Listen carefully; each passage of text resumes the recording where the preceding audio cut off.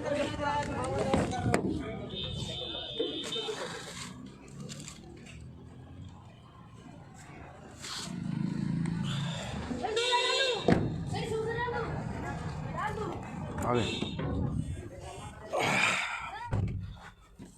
दोस्तों, मैं आपका होस्ट एंड दोस्त अरुण कौशल एक बार फिर से हाजिर हूँ एक नए वीडियो के साथ। एक्चुअली आना 1 बजे था, तो माफ़ी चाहूँगा, थोड़ा लेट हो गया, कुछ काम था, कुछ मीटिंग्स आ गई थी, तो इस वजह से थोड़ा सा डिले हो गया है। जय श्री राम सब भाइयों को। तो हमारा आज का विषय है मिशन शक्ति का मतलब और विपक्ष के पेट में क्यों दर्द हुआ। आज का हमारा एक्चुअल मुद्दा ये है कि विपक्ष के क्या दर्द हुआ भाई, जो इन लोगों को बोले क्यों चिल्ला रहे हैं, क्या दर्द है। कल जब श्री नरेंद्र मोदी जी ने अनाउंसमेंट किया था कि भारत ने एक ASAT मिसाइल यानी कि एंटी सैटेलाइट मिसाइल के थ्रू एक लाइव लो अर्थ ऑर्बिट के नज़दीक एक सैटेलाइट जो घूम रहा था उसको डिस्ट्रॉय किया है ASAT के थ्रू, एंटी सैटेलाइट मिसाइल के थ्रू।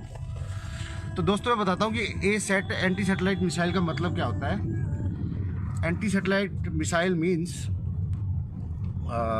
आपका जो, जैसे हम लोग, आपने एंटी टैंक मिसाइल सुना होगा, एंटी एयरक्राफ्ट मिसाइल सुना होगा, तो उसी तरह से एक एंटी सैटेलाइट होती है। जो आसमान में हम लोग जो सैटेलाइट्स घूमते हैं उनका, हमारा एक्चुअली जो भी अब जो आप मुझे लाइव देख रहे हो, ये एक्चुअली पॉसिबल है सैटेलाइट्स के थ्रू। जो सैटेलाइट्स हमारी काम कर रही है अंतरिक्ष में, उनके थ्रू ये सारा कम्युनिकेशन होता है।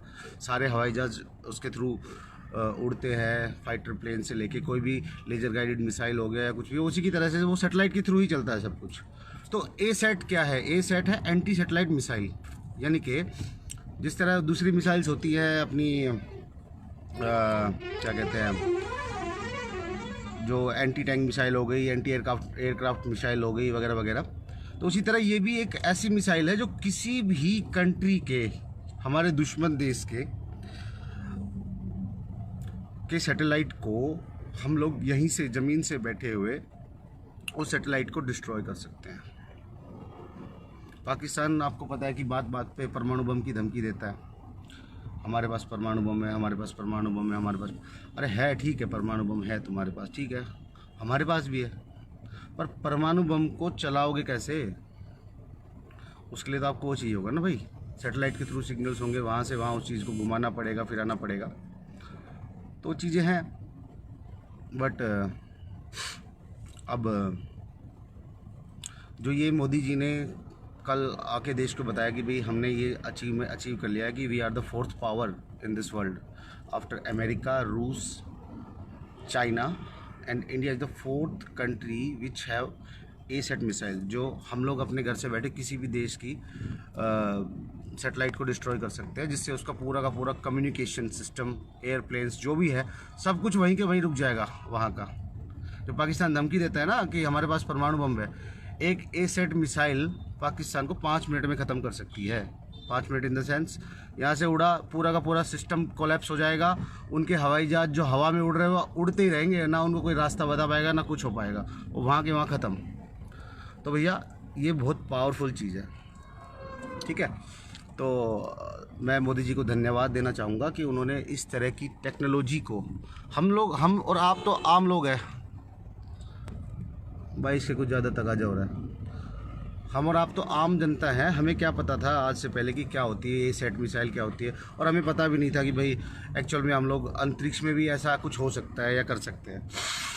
तो ये था, काफ़ी लोगों को लगा कि अनाउंसमेंट के बाद पता नहीं यार मोदी, मेरे खुद सिर के ऊपर से काफ़ी, ये जो सारा कल का था सब मेरे सिर के ऊपर से गया था जब मोदी जी ने बताया था। बट फिर भी हमने रिसर्च किया, जाना, समझा, पढ़ा कि क्या होता है, कैसे होता है। तो I feel really proud on mister Modi कि हम इस फील्ड में भी अपने देश को आगे लेके आए हैं पिछले 5 सालों में। ऐसा नहीं है। अच्छा, अब चलो, ये तो ASAT मिसाइल का तो आप लोगों को समझ में आ गया होगा कि ये क्या है एक्चुअल में। अब हम बात करते हैं जो आपका विपक्ष के पेट में दर्द क्यों हुआ है। एक मिनट दोस्तों, एक मिनट, मैं ऑफिस पहुंचने वाला हूँ। हाँ, तो विपक्ष के पेट में दर्द क्यों हुआ? ऐसा नहीं है कि डीआरडीओ है जो हमारे वैज्ञानिक डीआरडीओ में काम करते हैं, जो हमारे देश के लिए नई नई खोजें, नई नई चीज़ें, नए नए वेपन्स, नए नए जो चीज़ बनाते हैं हमारे डीआरडीओ के वैज्ञानिक लोग जो है, वो ऐसा नहीं कि पहले नाकारा थे या उनको काम करना नहीं आता था या कुछ भी था। वो सब वही थे, ठीक है। वो अपना काम उसी तरह से कर रहे थे जैसे आज कर रहे हैं। फ़र्क था 2012 में we were ready to launch this ASAT missile. तो वैज्ञानिकों ने गूंगे को बताया, गूंगे ने मैडम जी को बताया, मैडम जी ने को क्या मतलब था, मैडम जी को क्या पता क्या करना है, एसेट का क्या करता है। अब भाई बिना मैडम की इजाज़त के गूंगा क्या करेगा बेचारा। तो मैं नहीं कहता, गूंगा बढ़िया आदमी था, लेकिन राजमाता की के गूंगा तो वो कटप्पा था कि भाई उसको तो श्राप लगा हुआ था कि उसको तो गुलामी करनी है, ठीक है भाई। एक कांग्रेसी क्या होता है कि कांग्रेसी होता है कटप्पा। तो उसको पता है कि राजमाता गलत कर रही है, लेकिन अपनी गुलामी के जो श्राप लगा लो या जो उसने कसम दे रखी है उसको, गुलामी के श्राप के कारण वो चुप था। उसको पता था क्या करना है क्या नहीं करना। वो गलत को भी बेचारा सही बोल के करना पड़ता था, उसकी मजबूरी थी। चलो ठीक है, तो पेट में दर्द क्यों हुआ, हम इस बारे में बात कर रहे थे। तो डीआरडीओ के वैज्ञानिकों ने 2012 में इन्फॉर्म किया था कि भाई we can do this thing and we can have 4th place in this world.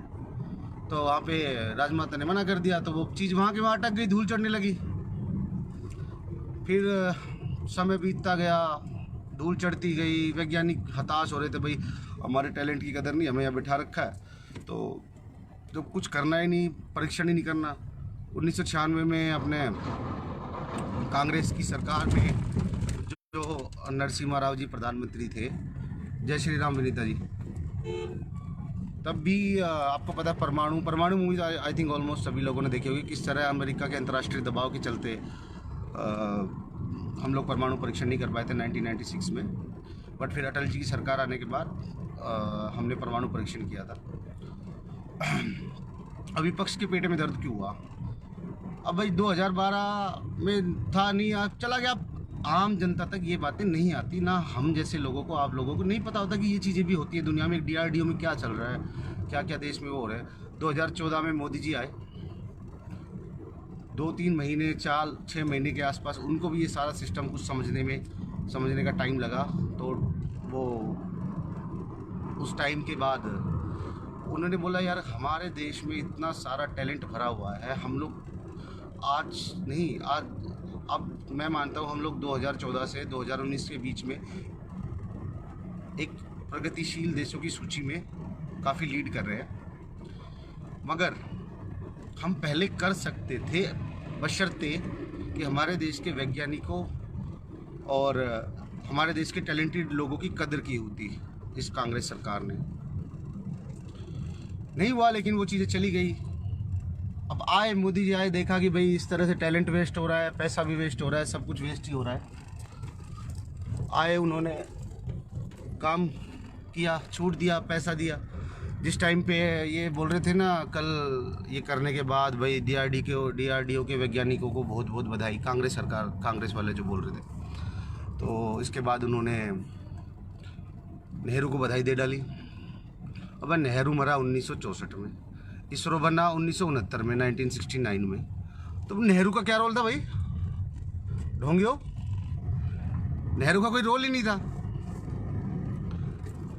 अब इनके पेट में था, उनको क्या पता था कि मोदी कहाँ तक घुस चुका है इस सिस्टम में।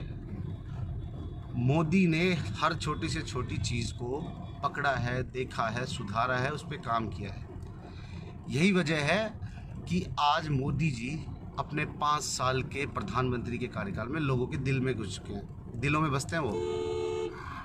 तो विपक्ष के पेट में दर्द होना स्वाभाविक था ही कि भाई ये भी कर दिया, ये भी कर दिया। इसके बारे में तो आम जनता को भी नहीं पता था। और मैं शर्त लगाता हूँ पप्पू को भी डीआरडीओ को फुल फॉर्म नहीं पता।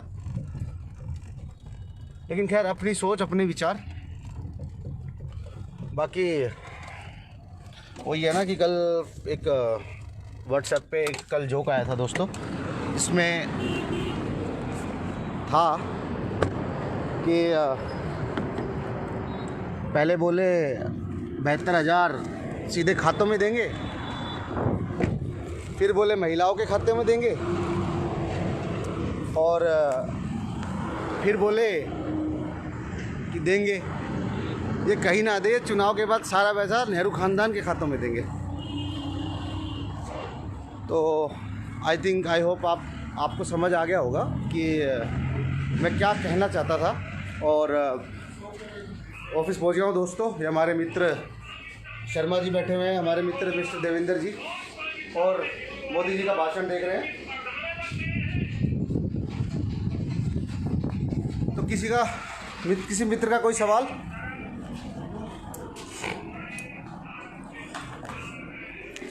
हाँ जी, हाँ पता है विनीता जी, पप्पू को एक्चुअल में कुछ नहीं पता।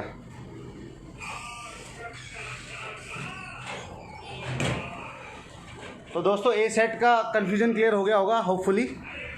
नहीं हुआ तो एक बार दूसरे अपने मित्र हैं जो भी है, जिसको नहीं पता आप भी उनको समझाएं जाके कि क्या है ए सेट है, कल मोदी जी ने क्या बड़ा किया हमारे देश के लिए।